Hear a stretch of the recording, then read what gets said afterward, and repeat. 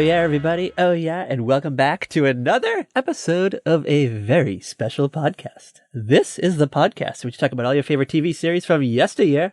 Oh, yeah. And then, guess what? We talk about it over a glass of wine. And I'm Patrick M. Dunn, doing this for the second time. And I'm joined here, as always, by Kat Halstead, the author. Welcome back. Hi, guys. Again. Yes. So this is our second time recording this episode because apparently Kat Halstead, the author, the baker, thought it was a great idea to make slutty brownies. And she thought her headset mic was on. Yeah. But it wasn't. So she was like a mile away from her computer microphone, and it wasn't picking up the her end of the audio. So yeah, my bad. It's all right. I tested it and it was working. So I don't know. Maybe like a ghost. Maybe a ghost came in and interfered with our our recording. Who knows? We have had visitations by spirits before, right? Call back to the Elf episode. The Elf episode. Yes, I actually just listened to that one the other day. Episode 9, I believe. Right? Yes, it's episode 9. Yeah, if you want to go back and listen to us talk about Dawn Wells, her appearance at the Boston Seaport District, I think it was. You can go back and learn about that. It was like some charity event, wine thing that Patrick did not go to. I'm talking about like how I'm going to go to it, and I was like, oh, it's like this weekend, I'm going to go, and I didn't go. Are you kidding me? It's tomorrow, I'm going to go, and he didn't go. Okay, it was probably the first time, but it was not the last time that Patrick was like, oh, I'm going to go meet this person. Oh, the guy from One Tree Hill, James Lafferty. Yeah, you're all like, I'm going to go meet James Lafferty. I'm like, oh my God, I'm so jealous. And then he doesn't even go. It was summertime and it's in Wilmington. It's a busy place. It's a busy place. But hold on, I gotta ask you something. What's the deal with doing episodes over again? Yes, is that a hint? Is that a hot hint of what we're doing tonight? That might be a hot hint. Hey, I was trying to multitask because somebody slept in. That is true. And I was trying to get like something done. And then you're like, let's record. I'm like, okay. All right, yeah, so let's as soon as I get back from Target getting butter. Let's paint the picture for our fans out there. So Kat, the night before, texted me. She said, hey, I'm going to wake up early tomorrow to make some slutty brownies. You can find the recipe on our website, I think. Or a video. You're making a video, right? Yeah, we'll put it up. All right. At some point. The next time I make them, which I made them the other day, and I forgot to make a video because, like, my stepmom and grandma were kind of, like, watching what I was doing. I was like, this is a little awkward. So I got to, like, do it when I'm, like, home alone. Because otherwise, it's just kind of awkward to be, like, making a video with, like, people watching me. Yeah, it's kind of like inviting your boyfriend over to watch you do a podcast, which may or may not happen tonight. Who knows? That's not, like, why I invited him over. I was like, I want to see you, but I have to do this, so I can't go to your house tonight. We have an audience. We may have an audience tonight. Maybe he can't. He won't be able to hear us, all right? He'll just hear your end of it. Yeah, he could just hear my end. I mean, he can always sit in, like, my sitting room and watch TV, too. I'm not sure that's what to do, because I'm sure it's like he'll just gonna see one side of the conversation. He's like, this is fucking weird. It's like I'm dating a schizophrenic. He's like, I don't understand the technology. Yes. All right. So, well, let's repaint the scene of the first time we recorded this episode of Seinfeld. Yeah, we're doing Seinfeld. The contest. It's must-see TV month. This is the grand finale of it, right? Yes. I'm pretty sure that's how this whole thing goes. I don't know anymore. We're so far ahead, like, otherwise. We're going out with a bang, like a getting banged by JFK Jr. bang. Oh my gosh. That's the bang. So, all right, it's the night before recording, and Kat sends me a hot message that says, hey, I'm going to wake up early tomorrow to make some slutty brownies. And then I assumed, like, that you were going to make the brownies and then we would record at our usual time? That's what I thought. Oh. But, hold on. You thought we were going to record first. So I was like, I'll sleep in late. I'll just fucking sleep in and shit. And I did, and I woke up and you hadn't even made the brownies yet. No. It's like, what are you doing? I was like, yeah. Oh, it was a great time. So huge misunderstanding. Yeah. Okay. So, like, to be fair, I was like trying to do something like really nice for my coaches at work, because I was like, you know, guys, I appreciate you, which is going to be funny because tomorrow I'm going to be like, you guys got to do What you gotta do? Were you doing a nice sandwich where you start like you're like a horrible person one day, then you're nice the next day, and then you're back to being yourself like the day after? Yeah, like, okay, so most days, most of the coaches deal with me, and I'm more like on their level because I'm out on the floor with them. Oh, you're in like trenches? You're getting trench foot? Yeah, like I might not be doing some of the end of the night stuff with them because I'm helping out like the other person in my position. But I don't have my own day of the week where I'm in charge. I usually just cover for everybody else. Oh, you're like so they don't get like when I cover, it's a different world because I gotta like get stuff done, and I need them to listen and focus. And I'm like, if you guys aren't doing what I need you to do, you're killing me here. I don't want to have to go outside and have a fucking cigarette. That's not a good sign because I don't smoke. Hold on. Are you like a substitute teacher then? Like, essentially, is that what you are? Essentially, I am the substitute point. Yes. Okay, so like if a point calls out sick or I don't know, they have a vacation day. Yeah. You're the fill-in. You're the fill-in. Sorry, girl. I'm sorry. Yeah. Well, that was Work Corner. Hope you enjoyed it. But I think it's time. We get into the world of Seinfeld. This is the second time we're doing it, right? We have already done the episode The Garage. Yeah, it was season 2, I think, or 3. I can't remember. Something. It was an early one. Yeah, the whole Seinfeld chronology. But it's a classic. They're all classics. Yeah, the Seinfeld chronology is like a little weird because it started off as like a summer burn-off show. Mm-hmm. Afterthought on like a cum rag. They just thought it was gonna just come and go, and then I don't know. I guess I don't even think it did good in the ratings. I think like someone at the network liked it. Yeah, it just like somebody liked it.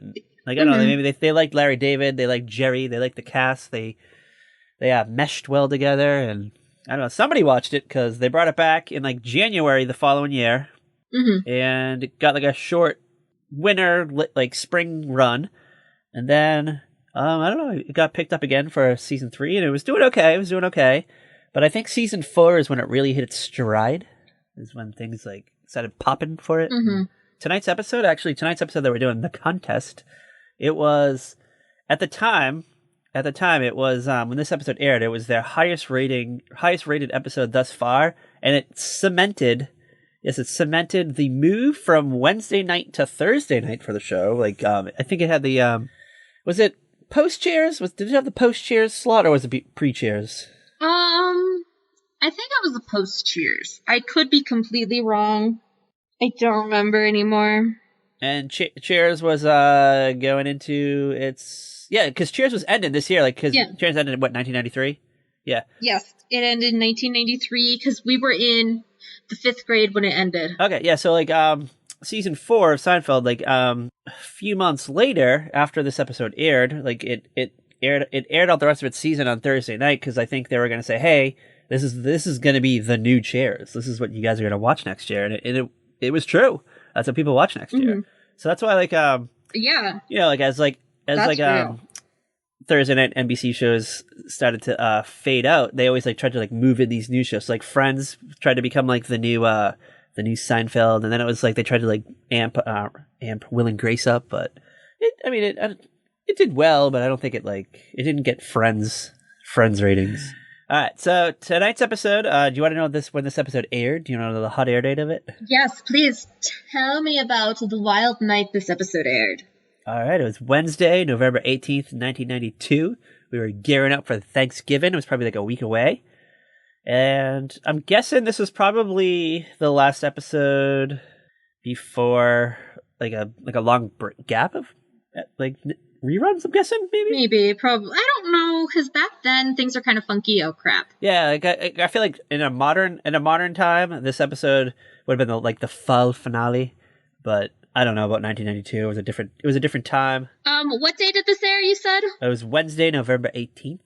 Okay, yeah, it was the week before Thanksgiving. President Bill Clinton was just elected into the Oral Office. We had a new president coming on board. Patrick, really? Those are the wild times that were ahead of us. You had to go there? I had to. Why not, right? All right.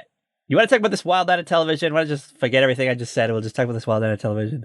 Yeah, what was on this crazy wild night? All right. We're going to start off with the alphabet ABC. You ready? Ready to hear what's going on in ABC land? I'm as ready as I can be. You're lucky my memory is like nothing, because I honestly have no clue what's on this night.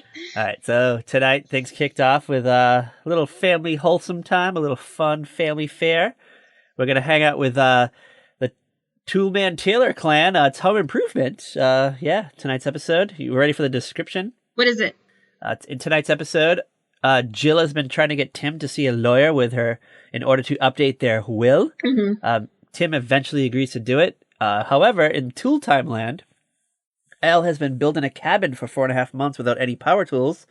And naturally, it is Tim's opinion that Al needs, more power. Yeah. Oh, of course. He then demonstrates log cutting with a dangerous, powerful Binford chainsaw that was nicknamed the Widowmaker. Ooh. Oh, God. And I just want to say, wishful thinking that Tim the Toolman Taylor dies, and then we get the Just Jill, like, spin-off that we've been dreaming of for, like, the last year now.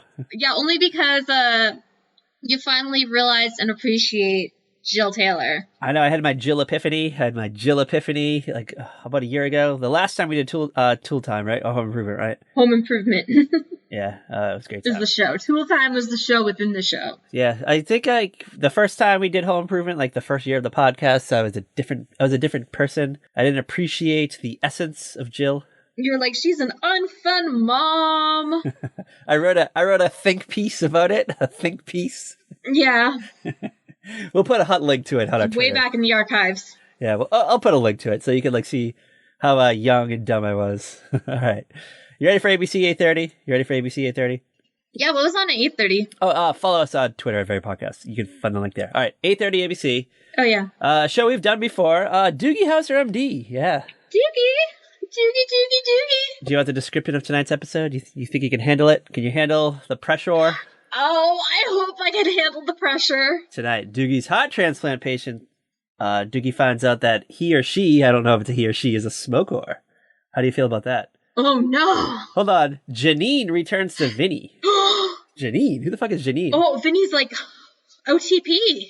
One true pair. I don't know who she is. I don't remember her. Was that Endgame? Is that Endgame material? She's like a wand. She's like Wanda's bestie. Oh, I don't think I remember her. All right. You ready? You ready for the main event? You ready for the main event of the night? Yes. All right. The Jacksons, An American Dream. 2-hour... Well, I think it's a 4-hour movie. It's a miniseries, right? I believe. Yeah, I think it's a miniseries. I feel like VH1 used to play it like all the time for like a whole Saturday afternoon or something. All right, hold on. You ready? You ready for the cast? Because I forgot about this hot cast. Okay. This movie had Angela Bassett in it. Angela Bassett, the one and only. Holly Robinson Pete. Oh, yeah. Okay. Jermaine Jackson Jr. There's two of them. There's two Jermaine Jacksons. That's terrifying. I know, we could barely handle one. Jason Weaver. I believe he was on Thea, the Thea Vidala sitcom that was on for a little while. Oh, okay. Terrence Howard. Yeah, the Terrence Howard. Okay. What was his name? Iron Knight or something? Moon Knight. What's his name in Iron Man? What the fuck is his name? Oh, War Machine. War Machine, that's it. All right, yeah, sorry. I always forget he exists. Remember, he got recast with Don Cheadle, who is far superior. Well, like, Don Cheadle will show up every now and then. I'm like, who the fuck is this? Like, who the fuck is this guy? You're like, who is this? Let me tell you, I was so fucking confused when I first watched, like, Iron Man. Like, the Iron Man movies, because I was like, wait, where's Terrence Howard? Like, in the second one, I was like, what is happening? I'm so confused. I'm like, wait, is Don Cheadle the same character? Don Cheadle replacing Terrence Howard. Is that a downgrade or an upgrade? Upgrade. Oh, really? You think so? Oh, yeah. 100%. 100% upgrade. I don't know. All right. Well, I don't know. You know what? I'll have to do a research project. We'll research this and we'll come back and talk about it. Okay, you do the research project. You get your little poster board set up. Yeah. You'll be good to go. Like, what has Don Cheadle done that has caught our attention besides MCU movies? He had this wonderful turn on ER as an intern. That is true. What was it? Hotel Rwanda? Yeah, I was gonna say that Rwanda movie. Yeah. Yeah. All right. Yeah, you know, I think you might be right, but those two just alone beat Terrence Howard. All right. I'm sorry, fans. Don't at me. Don't at me. Don't yell at me. Don't add us. We do not exist. Just go back to whatever it is you do with baby wipes. All right. So The Jacksons, An American Dream. It's based on Katherine Jackson's My Family autobiography, who's a critical and commercial success. The program won an Emmy Award for individual achievement in choreography. I guess there's a lot of dance numbers. I can't remember. It's been a while since I've watched it. Well, I'm sure because the Jackson 5 danced. Oh, yeah. Yeah, Jason Weaver. I believe Jason Weaver played Michael. I mean, everybody considers Michael Jackson to be some great dancer, so... I mean, well, he did invent the moonwalk. Yeah, I just think of him as that creepy pedophile guy. That is true. That is true. He's no Justin Timberlake, ? Oh my god. We're so gonna get our mentions are not gonna survive this one. I know, it's all right. We'll get over it. We survived the peanut allergy scandal of 2019, so I think we'll get over this one. All right. You ready for the Tiffany Network? You ready for CBS? Yeah, it was on the Tiffany Network. All right. 2 whole hours. I don't know if it was like a two-parter or just like 2 episodes, but In the Heat of the Night. Yeah, we talk about this a lot. We talk about it, but it's like something we have never in our lives watched. But hold on. It is currently, I was thumbing through Amazon Prime the other day. It's currently available on there, so we might have to dip into it. Maybe we'll have to see a rough Archie Bunker. A rough Carol O'Connor. Yeah. Sullivan Murders on the Bayou. We might have to dive in and just see what's up. Where does it take? Mississippi or Alabama? It's one of those 2 places. Yeah, I think it takes place in the South somewhere, like deep South. Like I always feel like it's like on the Bayou type show, but I can't be sure. We could be completely wrong. We have no idea. We are not that educated on this. No, but we will be soon. We will be soon. All right. And then following In the Heat of the Night at 10 o'clock, our favorite, also a fellow podcaster of ours, 48 Hours. Ooh, 48 hours. I love me some 48 hours. I'm such a nerd. I have a question. Yeah. I have a hot question. Has Erin Moriarty always been on it? I don't know, but I feel like she has. Like, she's definitely been there for, like, forever. Like, when did she first join this world? Do we know? Let me see. I'm doing a quick little dive. Ooh. Yes, okay. Erin Moriarty. In 1990, she joined the CBS News program 48 Hours. The show premiered in 1988, so there's only 2 years without her. So she's been there pretty much like the whole freaking time. So she's got her hand in the pot then. Yeah. She makes decisions. Yeah. You ready for a hot night at Fox? Yeah, it was on the Fox network. All right, things kick off with our fave, perennial fave, Beverly Hills 90210. Okay. You ready for the description of tonight's episode? Yes, which episode was it?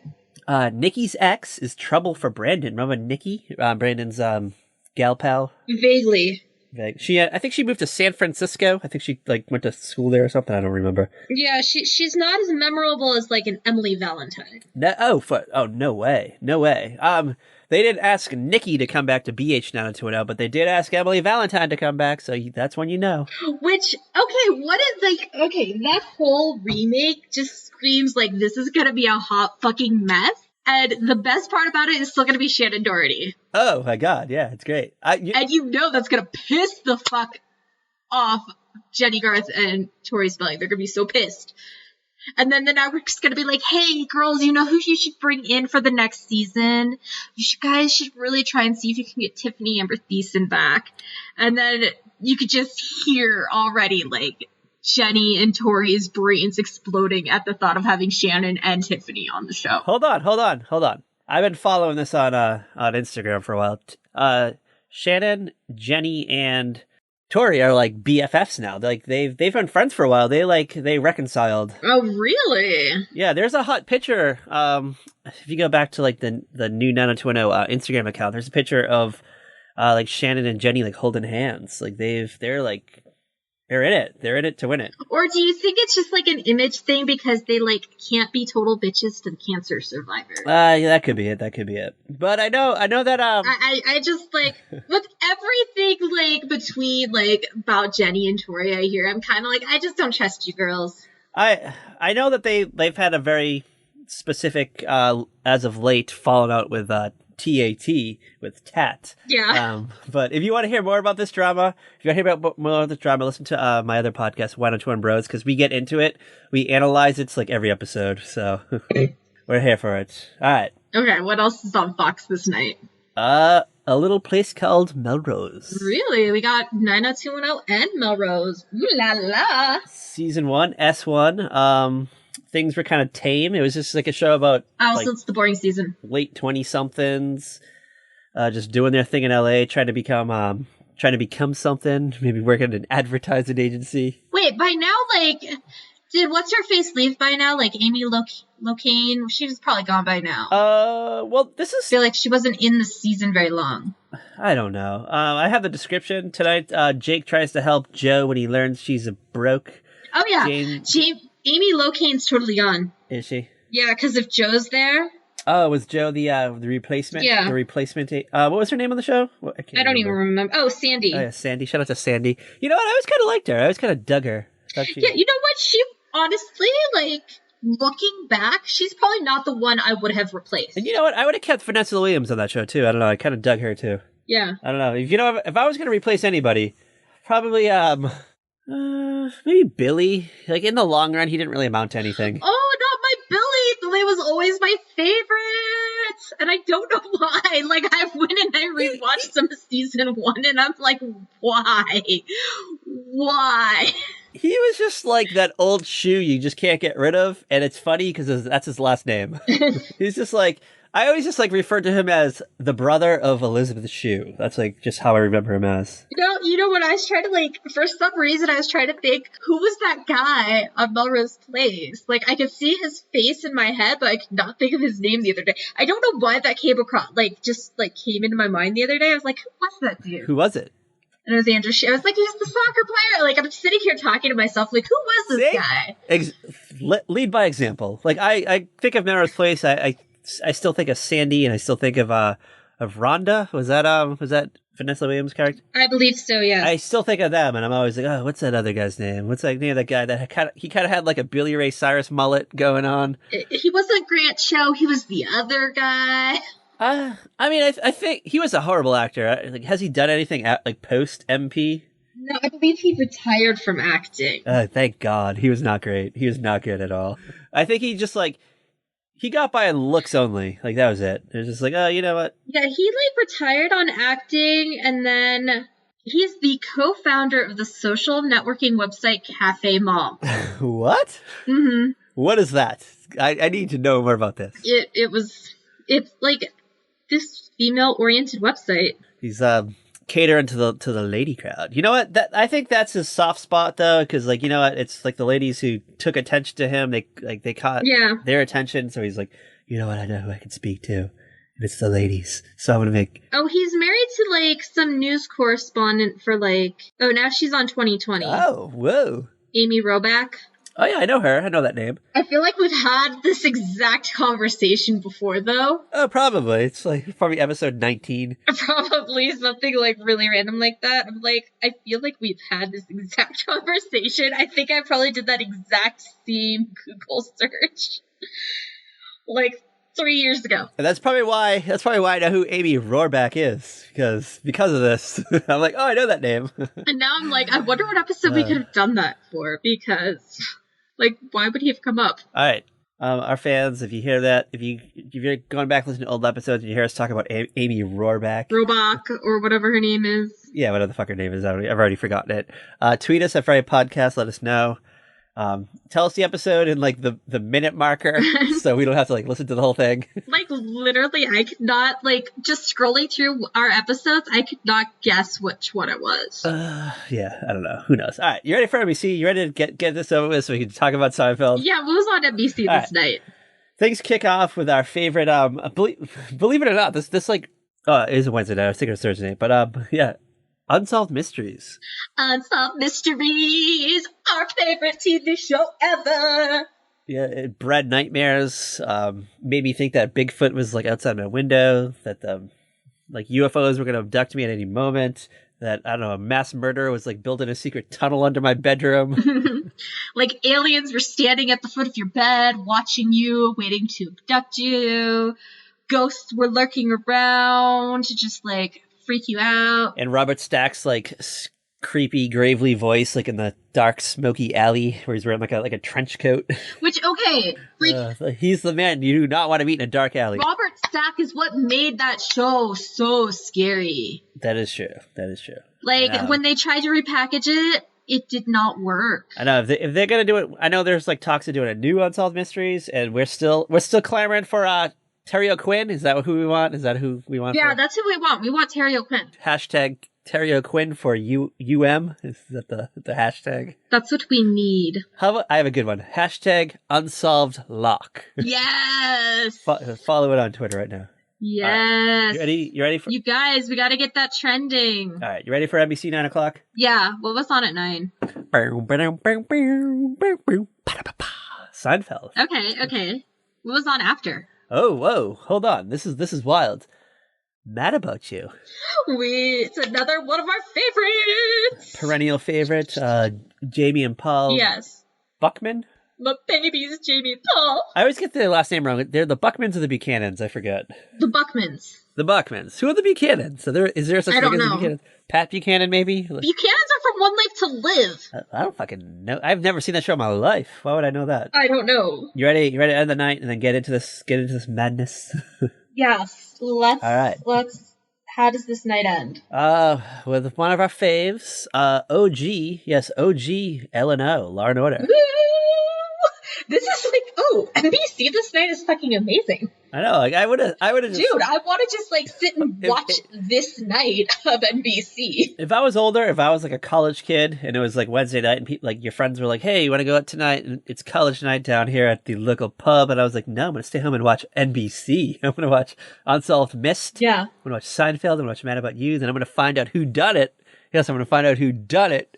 Okay, but like, Law and Order. To be fair, if you were going to go out to college night, you could have watched all of this and still gone out to college night. That is true, because college night, starts at like 11:30? Yeah, exactly. I was going to say, like, when I was in college, our college night was on like a Tuesday, and I would totally watch like whatever was on Tuesday, and like including like Law and Order SVU while I was like getting ready to go out to the bar. You weren't pre-gaming? You weren't a pre-gamer? Oh, you kind of like pre-gaming and watching SVU at the same time. See what Mariska Haggerty is up to? Like maybe a little pre-gaming, but not too much, because I was usually the one who was actually only 21. Oh, okay. So I was the one actually drinking at the bar. Oh. And, putting the drink down, and then you look over, oh, hey, you had a sip, okay. And then, like, you slide it down and you order another one from a different bartender. Yeah. let your, like, 20-year-old friends Pretty drink. much. And then listen to the latest jam by 50 Cent. Yeah, I remember a lot of Jenny on the Block would play. Oh, yeah, they played it all the time. From the window to the wall. Oh, that was a big one. Little skeet, Little John. The Magic Stick. The Magic Stick was a big one. Yes. Shout out to the Magic Stick. And it's like middle of freaking nowhere, Colorado, and this is like the only kind of music any bar in town played except for like one, and that was the country bar. Whoa. Yeah, we weren't going there. Oh, no. I did not learn to appreciate that place until I was older. Until you started listening to Miley Cyrus? I don't know who the fuck. No. You ready? Are you ready to get into this world? The wacky world of the Fab Four? Like the real Fab Four, not the Beatles. Yes. Not the Beatles. There's only two good people in the Beatles, and both of them are dead. What? Let's be real. John Lennon What? and George Harrison are the Beatles. The other two can. But Sir Paul. He's okay. He's all right. He's all right. And Ringo. Ringo was like the conductor for Shining Time Station, dude. Ringo's the one they kept like underground. They didn't want anyone to see him. They went out. He's the one who hung off the Thomas, the tank engine. Come on, man. I don't know. No. Come on, Octopus's Garden. Are you kidding me?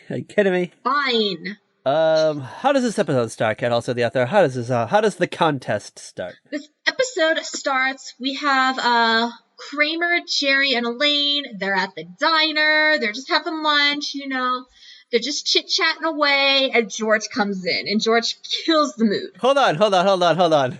They're talking, Jerry's like, hey, you think when terrorists kidnap, Right. Yes. Get prisoners, do you think they do their laundry? And Elaine's like, yeah, it's in the Geneva Convention. And he's just like, I don't know, it just doesn't seem kind of right to me. I mean, I don't think they do their laundry unless they want them in like a specific kind of like garb. I don't know. Like, you're a prisoner and now you have to wear this uniform. We're not going to let you still wear your cute American clothes. You got to wear, like, this white sack. I've been reading about those Trump camps and all the immigrant children are just like living in like squalor conditions and they don't have access to soap and like toothpaste and stuff. So I don't know. I don't know. It's scary. It's a scary world out there. I mean, but that's not being held hostage by terrorists. Close enough though. Like, I think I'd rather just have like a gun to my head than fucking like not have soap. Let's be real. I mean, the question is, do the guys in Guantanamo get their laundry done? I don't know. I guess that's a question for, do we have a Guantanamo expert? No. In our presence, maybe? No. Okay. Well, if you know the laundry sitch at Guantanamo Bay, tweet us at Very Podcast and let us know, because I want to know. And I you know what? I want to believe that they get their laundry done. And everything is like rainbows and ponies, but let's be real, it's probably not. I mean, like, dude, come on. I just like, you know what? Everyone, I guess, deserves the dignity of, like, a good wash. Am I right? Yeah. Yeah. I mean, maybe it depends on, like, how long you've been held hostage. Yeah, I guess that's true. Like I'm thinking of, like Die Hard. Like, you know, like, the movie you've seen Die Hard, right? Yeah, I've seen Die Hard. Someone's gonna have to go to the bathroom at some point, right? Like, it's like, do they just piss themselves? Yeah, but, like, that takes place in, like, one night. I know, but, like, you know what? I pee all the time. Like, we record a podcast and I pee, like, 3 times. I will say this. I will say this. On the NBC soap opera Passions, they didn't even wash the costume that Mackenzie Westmore wore when her character was being held hostage in a dirt pit. Like, they would just Febreze that shit down. They never washed it. Like, she says to this day, she cannot even, like, be near anything that smells like Febreze. So just think of that. They're probably just, like, Febrezing shit down. So, all right. So you think, like, at the Die Hard Tower, whatever it's called, I can't remember the name of it, Naka something Tower. There's like a group of terrorists with like guns, and there's like a smaller army that's like behind them that come by and Febreze the fuck out of all the hostages that are shitting and pissing themselves. No, because that was just one night. That wasn't like a 3-week, 3-month thing. I don't know, but have you ever been at work and you're just like, you know what, I'm gonna go take a dump. I'm gonna go take a dump real quick, and then like, hold on, before you get to the bathroom, some like terrorists come in, and like now you can't go. So like, you gonna hold it in, or are you just gonna be scared and let it go? Like what? And like then it's like, does the guy with the gun want to smell that? Dude, I work with enough people who need to bathe as it is. Okay, well, you know what? Hygiene is important. That's the lesson. That's the lesson of this episode. Yes, it is. If you learn anything from this podcast, I'm not sure that's the lesson. But if you learn anything from the podcast this week, it's that Jenny, Garth, and Tori Spellin are horrible people, and that hygiene is important. Hashtag Jenny and Tori wash your hands. Alright, where are we? Take us away. Okay, so George comes in, and George is like, his total mood is very different from everybody else's, and they're like, what's wrong? He's like, my mother caught me. And they're like, what do you mean, caught you? He's like, telling them that he stopped by his parents' house. There was a Glamour magazine out. And he thought, why not? Glamour? Why not? At 3:00 in the afternoon, pleasure himself in his parents' house. Glamour? To a Glamour magazine. Glamour? Who do you think was on the cover? Kathy Ireland, do you think? Like, we're in that era? Okay, let's see. It's what, 1992 at this point? Maybe Kathy Ireland or November. This is probably pre Anna Nicole, right? Yeah. I don't think she would ever be on the cover of Glamour. She's like, I wonder. That's a whole different ballgame there. A blonde woman. If we're going with the November issue, not Madonna. I can't tell who it is. Estelle Lefeur. Sure. All right. We'll go. You know what? Hold on. Let's go with that. Because hold on, Loki.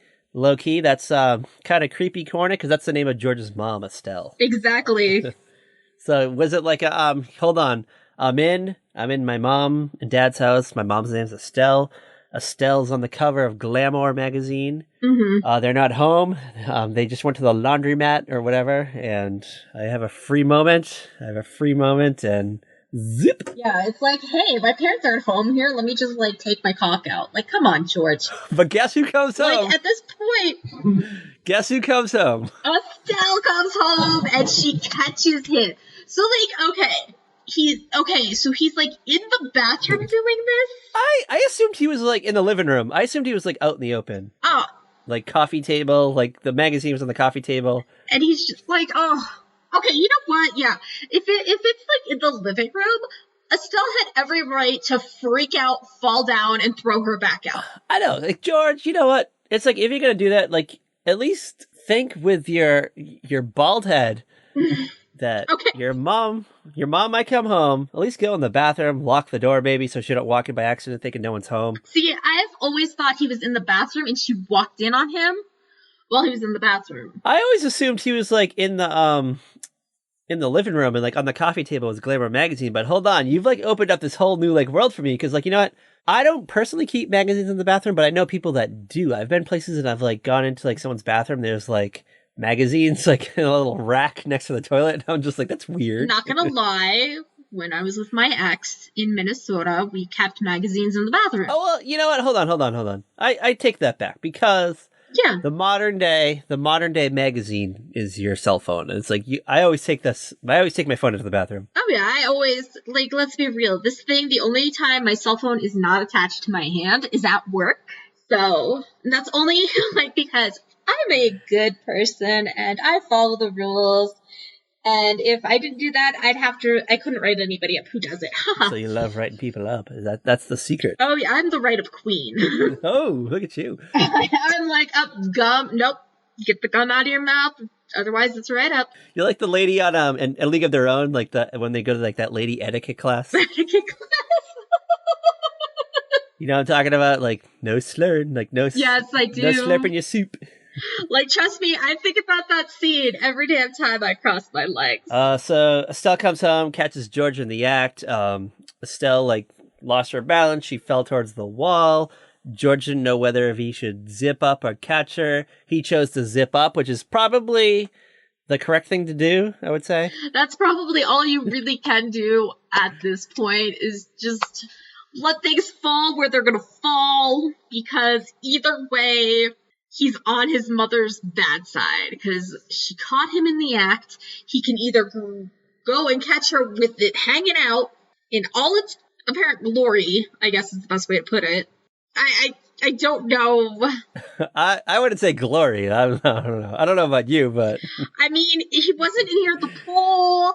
I'm gonna guess there's no shrinkage at this point.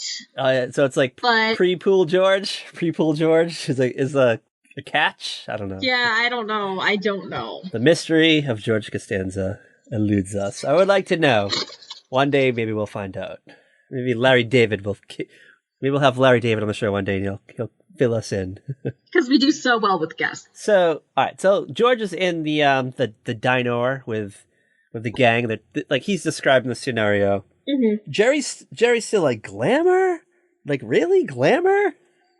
Jerry's like, really, a glamour magazine? He's like, it's not even that hot. Like, it's not even like a hot. Like, there's hotter magazines than Glamour. Like, I think, like, I can pull out a Glamour magazine right now that's from this year. It's definitely, like, sexier than it was in 1992. But still, it's like... Like, I legitimately have, like, a foot-high plus stack of magazines by my bed. Today, like, there's hotter stuff on the web than Glamour. Let's be real. Oh, yeah. Tumblr. Okay, 2019, George Costanza stops by his parents' home. Nobody else is home. What does he do? He pulls out his phone. He pulls up YouPorn, starts masturbating. Estelle walks in and catches him in 2019. That's a lot creepier, though. I don't know. That just seems like a lot creepier. That seems more calculated to me. But it would be like Kramer sends him the link. Hey, George, I think this would turn you on. Check out this link. Like, check out this link. You know, like when you send like a link to your friend, like a hot link? Yes. They're having this whole discussion. They're just like, they're all appalled by George. They're just appalled. They're like, Jerry still can't believe it. George. George is like, I'm never going to do this again. Like, that's it. I'm done. And Elaine's like, at your parents' house or all together? And he's like, all together. I'm done. And they're all like, no way. Like, no. It's like, it's impossible. And George is like, you know what? I'll raise you one. So they do a bet. So it's like $100. It starts off initially between him, George, Kramer, and Jerry. And then all of a sudden Elaine's like, you know what? Yeah. I want at it too. And they're like, no, like it's different for you. Yeah, Elaine's like, I want it. And they're like, why? They're like, you don't even do that. They're like so confused by the idea of a woman masturbating. Well, I guess like Jerry's like, you know what? It's like it's a part of our being. Like it's like shaving. And Elaine's like, I shave my legs. And then Kramer's like, not every day, which is a fucking great. Oh, it's so good. I mean, yeah. Such a forbidden, taboo topic, and 1992 was just like the greatest time to just like broach. Yes. I don't know. Like I think if you would have never been able to get away with this episode like a year earlier. Oh yeah, no way. Like 1991, like no. I think like Bart Simpson, I think opened the floodgates for like taboo television. Let's be real. And Married Children. Like I feel like maybe a year or two later, there's an episode of Roseanne where they imply that DJ's masturbating. There was, yes, there was. And he's in the bathroom for a long time. Yeah, even then, it's just like, I don't know, man. Poor DJ. He just wanted to grow up in peace. DJ like got the worst stories on that show. Roseanne and Aunt Jack had just exploited him. They still give him like the worst stories now. I know. I was watching one. I was at work the other night, and I saw one where DJ got in trouble because he like him and his girlfriend skipped school and like took a bus to Chicago. Because he had like a girlfriend, and the reason why like he like went along with it is because that's like the way that Roseanne treated Dan. And so he just assumed that because his girlfriend was mean to him, that he just had to agree. It was great. It was just like, whoa, like that's like a weird like topic for a television series. Yeah. Roseanne was a terror, literally and figuratively. She was. All right, so let's move along. So they make the bet. They make Elaine do instead of just 100, she has to give them 150 if she like loses. Yeah, because unfair advantage? Question mark. They don't realize what is going to come in front of her. They do not know the magic, the power. There's a lot of things going on in their lives at the moment. So across the street from Jerry, he's got some naked woman wandering around that they can see from his apartment. Jerry's dating a virgin. George is just George. George is George, and he kind of like falls into a weird scenario. So he goes and visits his mom at the hospital. It's that hospital room where there's like two patients to a room, but they have like the sheet divider. Yeah, like the curtain divider for privacy. Like, really, how much freaking privacy does a sheet provide? Like, the person in the bed next to them can totally hear, like, the private medical information that's being discussed. That is true. I mean, I think from like a HIPAA standpoint, you don't really see that much anymore. Like now the rooms are private. Yeah. But I think 1992 was like a pre-HIPAA era. So you had people like share like hospital rooms and stuff. I mean, it's definitely like a trope on TV. So Estelle, and I just want to point out, this is the first time we ever see Estelle Costanza. This is like her first appearance in the show. And it's her laying in a hospital bed in traction. Her back is broken. She's like elevated, funny. Yeah, she's got like this weird triangular pillow that's supposed to like keep her elevated. And all I could think of, this has got to be like one of the most uncomfortable positions. The only thing worse would have been to have her like strapped and hung up. Yeah, which is a thing that only happens in TV and movies. I've never seen that. Yeah, or you know, it would have like really sucked if she had to have like those massagey cuffs put on her legs to keep circulation going. Oh yeah. Oh, like someone has to come in every now and then, like roll her so she don't get bed sores. Yeah, because like that massagey cuff thing is cool for like 20 minutes, and then after that you're like, oh fuck this. Case point. Hospital beds, not comfortable, especially when you're like an elderly woman like Estelle Costanza, and your back hurts and you're hungry, you can't get up, you can't get out of bed, you're connected to wires, and you just want to pee in peace. Your son won't go get you the pastrami sandwich because he wants to watch the shadows give each other sponge baths. You just want to pee in peace, but like someone's gonna come in and like roll you onto a bedpan and then like watch you pee. It's just awkward. Yeah. Awkward to be an old lady and like slowly falling apart. Like, it's just awkward to be in the hospital and you have to pee into a tray. But on top of all things, you're doing all that, and then your son your awkward son comes to visit you. Your goddamn pervert of a son, George Costanza, comes by to visit. And he starts ignoring you. He's paying attention to the shadows. You don't realize what's going on. She has no clue. I love that she just doesn't know. I love that she comes from an era, that Estelle Costanza comes from an era where, like, this whole thing is, like, taboo. Like, this is wrong. She wants her son to go to see a therapist. And he was like, yes. And there's a point, like, early in the episode where George is like, oh my God, if everyone who did this had to go see a therapist, and then he stops, and then Jerry's like, then what? And he's like, whatever, shut up. Just whatever. Like, everybody would be in therapy. Honestly, you know who needs therapy? The people who don't masturbate. That is true. Let's, I want that Venn diagram right now. All right, so we have this whole, like, tension. So we have the lady across the street. We have Jerry's dated and virgin. Mm-hmm. George has the hot silhouette of seeing a hot nurse give a hot patient like a sponge bath. Who plays the hot nurse? I can't remember the actress's name, but she plays she's on the show The Pretender. She plays like the villainess on The Pretender, who's opposite Michael T. Weiss. She's the one that's chasing. Ally Walker. Not Ally Walker. Ally Walker's on The Profiler. No? So it's The Profiler. Are you sure? Yeah, The Pretender. Why do they all look alike? Her name is Andrea Parker, I believe. Oh, yeah. They all look alike. See, there was that weird point when all those women looked alike in the 90s. And they were all on those, like, same shows. You know what? You know why you confused it? Because it was part of that Saturday Night Trilogy, and The Pretender and The Profiler were on the same night. Oh, right. Okay. And Ally Walker eventually had enough and replaced her with Jamie Lunar. Shout out to Jamie Lunar. Friend of the show, maybe. Who? You don't know Jamie Lunar? She was on Savannah, and then she was on Melrose Place. No, I know who she was on Savannah. She was on Just the 10 of Us. And then she was like this really ridiculous recast for Liza Colby on All My Children, which I don't want to. I want to block that out for the rest of my life. Yeah, but she played Sexy Lexi on like the final 3 seasons of Melrose Place. She was like the new Sydney. See, she was never as good as Sydney though. But you know what? We needed a Sydney. Yes, but they shouldn't have killed Sydney off. They realized, you know what? The producers of Melrose Place realized the horrible choices they made to kill off Sydney. The ratings plummeted. They got rid of Marsha Cross. The ratings plummeted even further. Yeah. And then we were left with fucking Jamie Lunar, who was still good.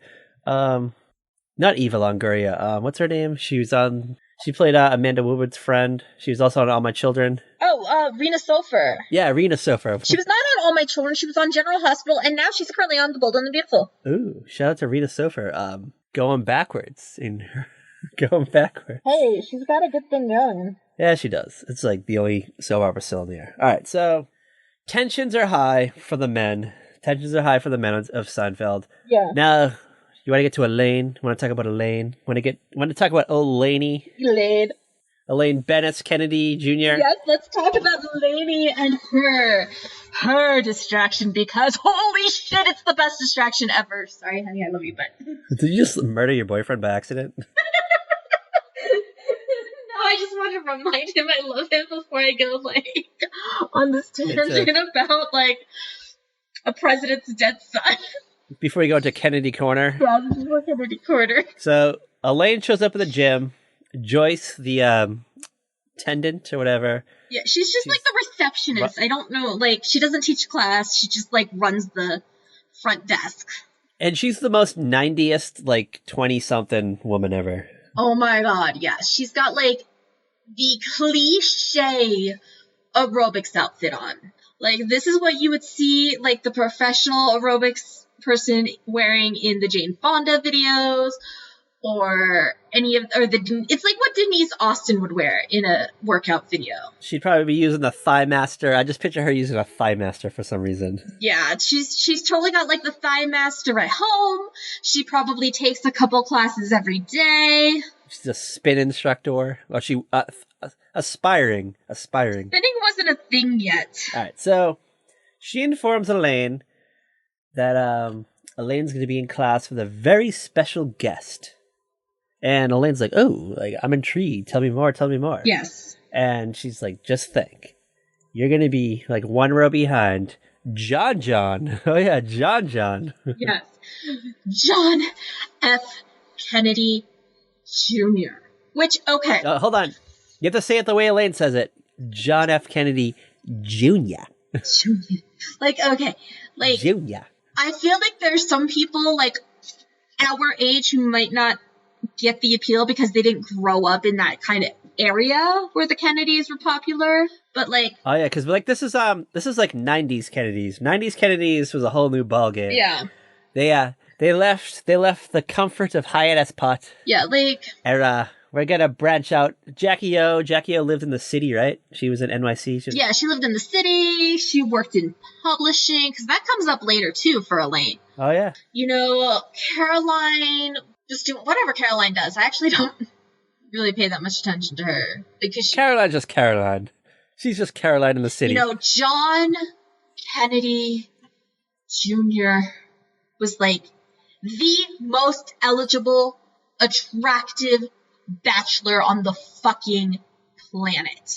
This is pre-Caroline Bessette, right? Caroline Bessette is not in the picture. Pre-Caroline Bessette, like, but, like, not even a chance. Like, she does not exist yet, as far as America is concerned. Caroline Bessette's a nobody. She's just some chick working PR somewhere. Yeah, she's just a chick just trying to move her way up, and maybe she wants to get to publishing, maybe she wants to... Maybe she can cross paths with John Kennedy Jr. Oh my god, like he... You know what? I picture Caroline Bessette, like, being like an anti-Elaine. She's like the opposite of Elaine. Oh yeah, probably. Totally. But he was like, okay, I'm trying, like, think of who would you say are the most eligible, famous bachelors that you can think of right now? Right now, at this very moment in time? Yes. Well, guess who just got divorced? Bradley Cooper? Bradley Cooper's free, yes. Ooh. No matter what Lady Gaga's trying to tell you, but let's be real, Bradley Cooper's probably gay. If there's 99 people in a room that are judging you for all of telling you that you're horrible, but one person says something nice about you, that's Bradley Cooper. How does that quote go? A kid. I don't know. You know what I'm talking about, though? Yes, I know what you're talking about, because we've done this bit before. All right, I'm sorry, because you're going to hear us again in a couple of weeks, because... And then, This is a re-record. And then, let's see, Chris Evans, probably one of the hottest bachelors out there, too. Oh, yeah. Like, okay, Bradley Cooper and Chris Evans are two of, like, the hottest, most eligible bachelors on the planet. They are two of, like, my favorites. Like, I would drop my panties for them. Of course. But, nope, I would toss them aside if there was a John Kennedy Jr. Oh, really? Would you... Hold on. Yes. Would you get on a plane with John Kennedy Jr.? Dude! Why do you have to go there? But would you? Why'd you go morbid? It was totally not his fault. We talked about it in the Wings episode. Flying in that area is tough, and especially in single-engine planes, because you're flying lower and you're confused where the ground and the sky is. So, consider this a cautionary warning if you plan on flying single-engine planes to Nantucket or Martha's Vineyard. Don't fly at night. Do not fly at night. Yeah, don't fly at night. Do not fly during fog either. If there's a fog warning, stay at home. Stay grounded. Wait for the fog to lift and then make your flight, as long as it's daylight. Take a ferry. Right. And don't listen to Bob Denver records either. But yeah, like, okay, John Kennedy Jr. was, like, the most eligible bachelor on the planet. It's like if a royal and a movie star were combined. Wait, hold on. You mean like Meghan Markle and Prince Harry? No. Well, no. Meghan Markle's trash. That's the example you gave me, so that's where I went. No. Like, if someone, like, that kind of star power, if someone was a royal and a movie star. How about Grace Kelly and the... No. You're taking this the wrong way. I'm not saying, like, a dude. Like, if one person was a royal by birth, but also, like, a movie star, but they were also a movie star, like, that's the kind of star power John Kennedy Jr. had. And he, like, really, when you get down to it, he was just, like, a basic guy living in New York, trying to pass the bar exam and starting a magazine. George. Shout out to George.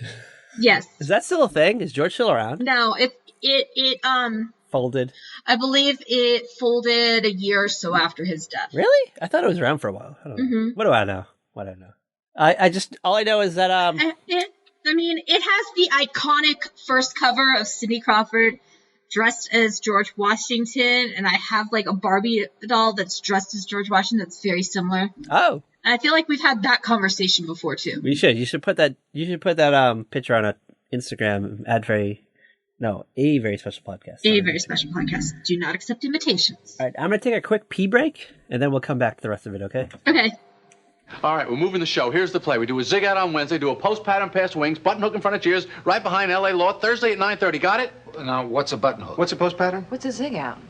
All right, everybody just go along. All right, where are we in the episode? Where are we? Okay, so we have established that they all have, like, their distractions. Jerry's got the virgin girlfriend and the naked woman across the street. The naked woman across the street causes Kramer to lose the bet in, like, an afternoon. I would like he cannot hold out that fucking long. I would like to point out George, Jerry, and Kramer are peering out the window. They're just, like, mesmerized by what's going on. Elaine comes in, and she realizes what's going on, and then she kind of, like, realizes they're not paying attention to her, so she starts talking about, like, taking a flight to Mars. It's a great scene. And then Kramer kind of, like, dismisses himself. Like, less than a minute later, Mm-hmm. Kramer comes back, he, like, stumbles into the room, he just slams his $100 bill down on the counter, he's like, I'm out. And he, like, almost tips over the milk. Like, okay, so do you think Kramer just decided he's not going to be able to hold out and was going to go masturbate then? Or do you think he, like, went to his apartment and masturbated real quick and was like, grab the $100? Good. That is a great question. Oh my god, I never thought about that.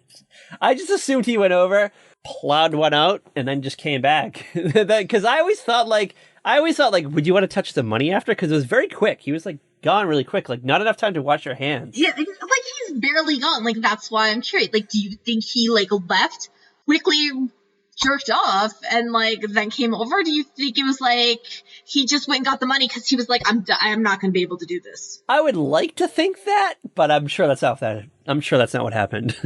So you think he went and jacked off and then brought over the money? I did, because otherwise I don't think he would have, like, immediately dismissed himself from the room. Like, he, like, I just had to go. But you know what? I think we get that weird, like, TV time, so there's probably, like, more gaps. Like, it's probably a lot longer than we were led to believe, kind of thing. Yeah, it's probably that we. Okay, I'll take that. Maybe it was a good 5 minutes instead of a 1 minute. Yeah, okay, I'll accept that. I think he just went back. He closed his door. 4 pumps, came back. He probably already had the $100. Like, he probably already went to the ATM earlier that day, got the money out just in case, because he probably knew he was weak. He probably knew he wouldn't get far, but yeah. Let's be real. Kramer's independently wealthy, right? He also has gambling addiction, so that probably plays into this. Kramer's still an enigma. Like, I still haven't cracked him yet. Like, how does he afford to pay for his apartment? How does he afford anything? Like, I mean, well, I guess he mooches off Jerry for most of the necessities. Rent control. Like, what would happen if, let's say Jerry's career blew up. Let's say he actually got the TV show that he was trying to do this season. His pilot was picked up and he moved to Hollywood. Like, what would become of Kramer? That is the question. That is, like, the real question. Mm-hmm. Like, I don't think, like, a new neighbor moved in. Like, who would Kramer leech off of? Because Elaine's not going to help him out. Although, we've talked about this before. We feel like that Kramer and Elaine kind of have, like, they have, like, a weird friendship that we don't, like, they never fully explore. But, like, Elaine and George don't have a thing. Okay. If Jerry left and it was just the three of them in New York, George would end up alone. Elaine and Kramer would still, like, interact in some way. I feel like Elaine is, like, self-sufficient enough. She could function on her own. She would find a new group. Yeah. There's definitely that episode where she has the Bizarro friends. Yes, I love that one. I feel like a part of me likes to believe that Elaine and Kramer would be, like, elevated to the Jerry position, mm-hmm. and George would still be George, and he would just be, like, pushed aside. Yeah. And then they would just find, like, 2 new people. Like, I bet you the new person who moves into Jerry's apartment would... Oh, yeah. Totally. Like, Kramer would just adopt that person as the person who's taking care of them, whether they want it or not. Like, that's just how things work. And I think, like, Jerry's personality, he's, like... We see the way he pushes, like, away people. I always got the sense that, you know, he was annoyed by Kramer at first, but then, like, Kramer was just always there because he lived across the hall. And he's like, I just have to grow to accept him. Mm-hmm. But then I was thinking, that's kind of weird because he never grows to accept Newman, who lives on the same floor. Newman. So it's just like, it gets like weird. So like maybe it's just the personalities, like 4 of them are like a perfect like square of like they all need each other independently. Yeah, like interdependently. I'm sorry. There are some connections that just work based on personality types, and it's not like the Friends group where like the Friends group they all need each other. Like here's the thing. Like if you think about it, Kramer can exist with other people. Totally okay. Mickey, he's friends with Mickey. He's friends with Mickey. He's friends with Newman. Yeah. Like Bob Sacramento, Kramer has other friends. Elaine has other friends. You know who does not have other friends? George. Oh. George never has other friends. So George is like the wild card, you're saying? George George is friends with Jerry and that's it. Like George doesn't have, like you never hear George talking about like going and hanging out with other friends. Well, who is the guy, like his nemesis who had in the garage, they had the little sales thing going, that guy? But he was like, that was his nemesis though. Yeah. Who always rang the bell, that guy? I can't remember his name. It's not coming to me right now. I'm sorry. Tweet us at Friday Podcast, let me know his name. Heather, please. Yeah. All right, so I would like to see like the Seinfeld gang like function without Jerry. Like let's say Jerry's left. Jerry became a successful stand-up. He moved to LA. He's on the show that's on after Seth Meyers, the new Carson Daly time slot. Mm-hmm. Last Call with Jerry Seinfeld. Kramer, Elaine, and George are still in New York. George will just disappear. Kramer and Elaine, maybe like they just bring in new people? They bring in new people to their mix? Yeah, like I feel like Kramer and Elaine would probably both still go to Monk's. George would show up probably, but they would kind of like... George would show up, but I feel like eventually Kramer and Elaine would, of course, bring in somebody else, and George would be like, oh, hell no, and George would kind of get pushed out. Let's fanfic it. Let's fanfic it. Let's put it out in the universe. Larry David, if you're listening, put that out there. All right. So the contest. Where are we in the actual contest? Because we did a lot of corners tonight. Okay, so Kramer is out. We get through the first night, and we get these cuts of everybody, like, only Kramer is having a restful sleep. Everybody else is just, like, tossing and turning because they're already frustrated. Because Jerry's not getting laid because his girlfriend's a virgin. No shout out to Marla. No shout out to Marla. She's boring. Elaine is thinking about JFK Jr. She was, like, he gave her a ride home. They split a cab. And, she got to, like, talk to him, and it's just, like, every woman of a certain age is, like, fantasy come true. And you know what? I bet, like, if you lived in New York City in 1992 to whenever JFK Jr. met Carolyn Bessette, there was probably, like, always, like, the chance or that off chance that you may one day bump into John F. Kennedy John F. Kennedy Jr., and have a connection. I bet you that was a thing. I bet you that was like a that was 100% a thing. You know what? Like so if you were a lady living in New York City in 1992, you got up every day, you did your hair, you put your makeup on, you put on your finest Sigourney Weaver from Working Girl shoulder pads outfit, just the off chance of meeting him, just in case you were at the coffee shop. Yes, just in case you saw him, like, while he was riding his bike through Central Park or whatever. He was going for a jog. Or riding the subway, like, because, like I said, he lived his life like he was just, like, an average guy. That's part of, like, that was part of the appeal of him. He was just, like, this regular Joe, deep down, but he came with this persona. Well, I mean, he did split a cab with Elaine, and like Elaine stayed in the cab, even though the cab was going uptown. Elaine lives downtown. Yeah. And then she's just like, I don't know where to go. I don't know uptown except for Jerry's apartment, so just drop me off here. So like now he thinks she lives there. Yeah, so they're all frustrated, and they're starting to bite each other's heads off. We're building up. George and Jerry are like at each other's throats. Yeah. George and Jerry arguing about like George is like, Jerry, you wear my socks? And he's like, no, I would be wearing your socks. He's like, those are my socks, the blue stripes. He's like, no, like why would I steal your socks off your dirty, stinky feet? Why would Jerry have George's socks? That's the most ridiculous thing. Like Jerry's like, what? Yeah, I just wanted them so bad when you fell asleep. I'm like George, what did you have noticed? Jerry took your socks while you were fucking asleep? Come on, man. And then like Jerry's like, what are we doing, George? He's like, Just like, I know. He's like, something's got to give. He's just like... Oh, we can't forget that Kramer is just, like, sitting at Jerry's window watching this poor woman across the street. So, yeah. So at one point, Jerry's trying to distract himself. He's, like, watching Tiny Toons on Nickelodeon. He's talking to his mom on the phone. Kramer is just, like, camped out. And Jerry's just like, hey. Yeah. She has the shades down right now. And Kramer's like, I can wait. So, all right, yeah, so, like, you have all this tension going on. You have all this tension building up.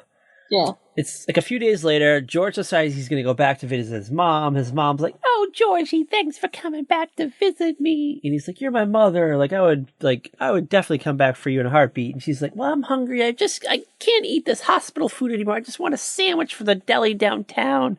And he's like, I'll get it to you in, like, 10 minutes. Because it's probably, like, 6:20. Yeah, he's like, I'll go in a few minutes. Because he wants to see the sponge bath. And she's just like, I'm hungry now. Visiting hours are almost over. Bring me Georgie, go get me a sandwich. This is all your fault that I'm here. And they're arguing with each other. And that whole, like, behind the curtain thing's going on. And George is, like, he's trying to, like, stay out of the argument with his mother and pay attention to, like, what's going on. And shall we come to when it comes to a head? So Elaine's out of the contest. Elaine, let's just spoil it. Elaine's out of the contest. She's out. Elaine is out because she just could not stop thinking about John F. Kennedy Jr. John F. Kennedy Jr. She had to give in because she was so frustrated. And she's already, like, fantasizing about a life with him. Oh, it's like Summers on Hyannisport. And she brings the money, and she, like, starts counting out, and Jerry and George are like, wait, what? They're like, we thought you'd cruise into the summer. And they're like, what happened? And she's like, John. I just want to point out, the acting in this episode is phenomenal, by the way. It's just like, this is peak everybody right here. Peak everybody. Yeah. Like, this season, everyone vibed. Jerry was finally comfortable in front of the camera. You just got the things where they can now, like, they could start interrupting each other, where... It's fabulous. It meshed well. It was great. So now it's just down to two. It's just down to George and Jerry. Yeah. Like, Jerry's pretty sure he's going to get laid, so he's not going to have to touch himself. What did Jerry say? Jerry said his troops are aligned at the wall, but they're not ready to strike yet, because... Jerry's had a couple of close calls with Marla. He's had a few almosts, but yeah, he's inching towards it. So, all right, so it's date night. It's date night for Jerry and Marla, and they're like making it on the couch. And Marla's like, Jerry, I think I'm ready. And he's like, you sure? She's like, yeah, definitely ready. And he's like, oh, thank God, because I've had this whole, like, contest thing going on. And she's like, the what? And we get, like, a quick cut. It just cuts to Elaine outside of Jerry's apartment, because that's where JFK Jr. is supposed to pick her up, because that's where JFK Jr. believes that Elaine lives. And so they have this whole, like, prearranged thing going on. So she's outside waiting. She's looking at her watch, and it's getting close to that time. Then it cuts back to the apartment. Marla is, like, disgusted over this. A contest? You guys are perverted. And Jerry, she, like, storms the door, and he's like, whatever. Like, I don't care. Like, and he goes and he watches the naked woman across the street. Elaine comes up.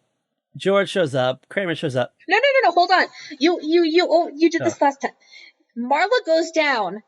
And Elaine's like, hey, what's going on? And Marla, like, goes off on her and is like, you're disgusting. Oh, yeah, that's right. And, like, Elaine's like, right. Why did you tell... Like, Elaine goes up to talk to Jerry. She's like, why did you tell her this? Yada, yada, yada. She's like, I gotta go back downstairs. I gotta meet John. And then that's when George comes in. And he's like, oh, no. I just saw John F. Kennedy Jr. He left with Marla. And then we get a little cutscene, and it comes back, and it shows them all sleeping peacefully in bed. The beauty about this episode is we never get, like, a resolution to, like, who won the contest. However, it is, like, inferred in the puffy shirt episode that George won. There's a but, an asterisk. George reveals in the last episode of the series, the final episode, that he cheated on the contest. So Jerry actually won. So shout out to Jerry. Yes. Hero of the show. George. Way to go, Jerry. Just cemented. You held out from masturbating the longest. Cementing our belief that George would just be, like, far apart of the gang in the event that Jerry got the last call with Carson Daly's time slot.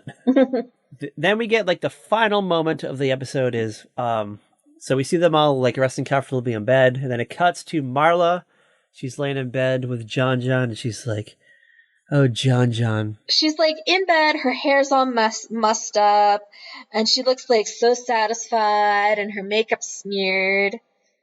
And she's like, "John, come back to bed." And she's like, "That was wonderful." Yeah.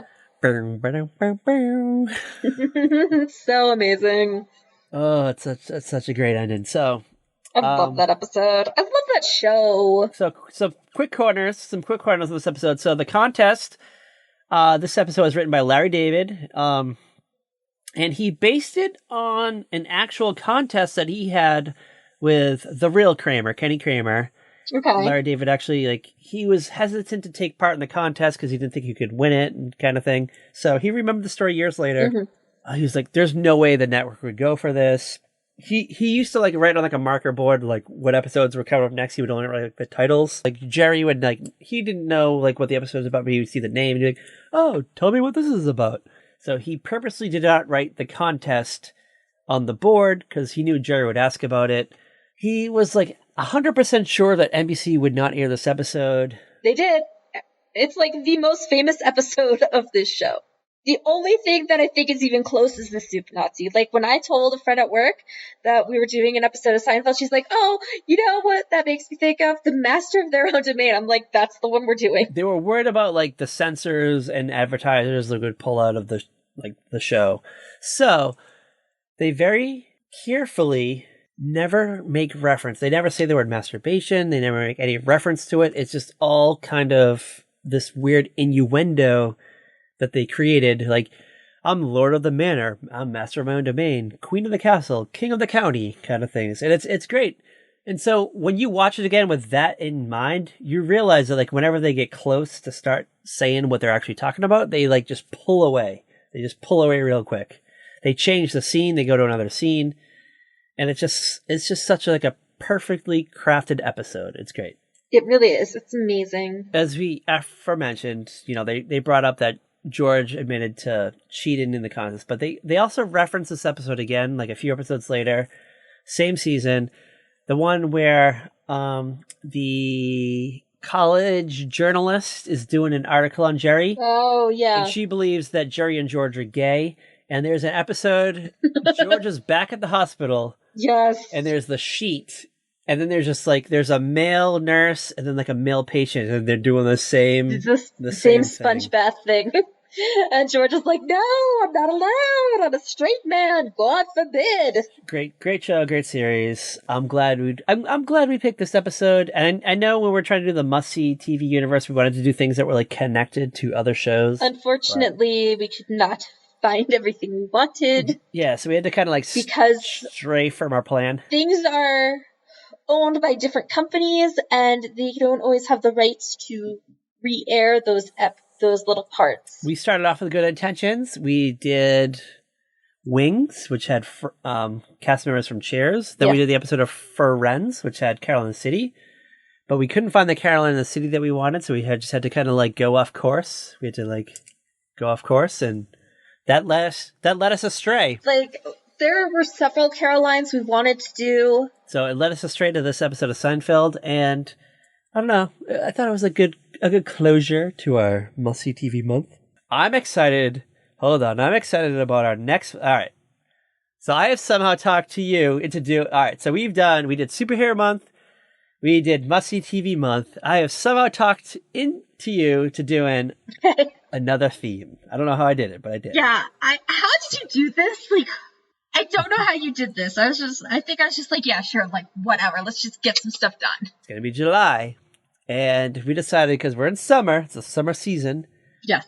That we're going to do a whole month of episodes at the beach. Yes. We're going to be talking about, we're going to do TV shows and movies. Yes. That take place at the beach or near a beach or about a beach. Yes. Close in circumference to a beach.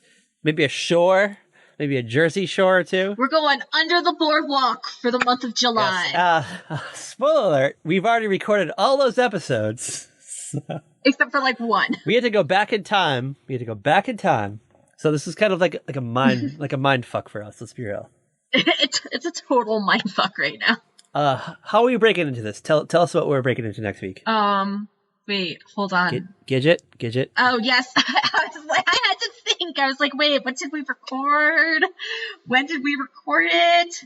We're going with everybody's favorite female surfer, Gidget. Yes, and we're doing an episode that involves her trying to win over the heart. The great kahuna. A man who's like 20 years too old for her. And may or may not have a thing for Gidget's dad, methinks, but I don't know. You doubted it. I still doubt it. I don't know. He dates women who wear fur jackets to the freaking beach, so I don't know. You know what? Maybe women that wear fur jackets to the beach, maybe it reminds him of a hairy man, and that's what he saw when he saw Gidget's dad. Dude, he's hairy enough, and so are all the male surfers around them. I don't know. Maybe he likes those daddies. There was a lot of body hair. You would not see that much body hair in 2019. It was kind of like, I can't even. I don't know. This could be like a deep Tumblr tag. Who knows? All right, so I don't know. We'll get to it. We'll get down and dirty. We'll get into the world of Gidget. Yes. Shout out to our gal pal, Sally Field. Long-time gal pal, first time participant of this podcast.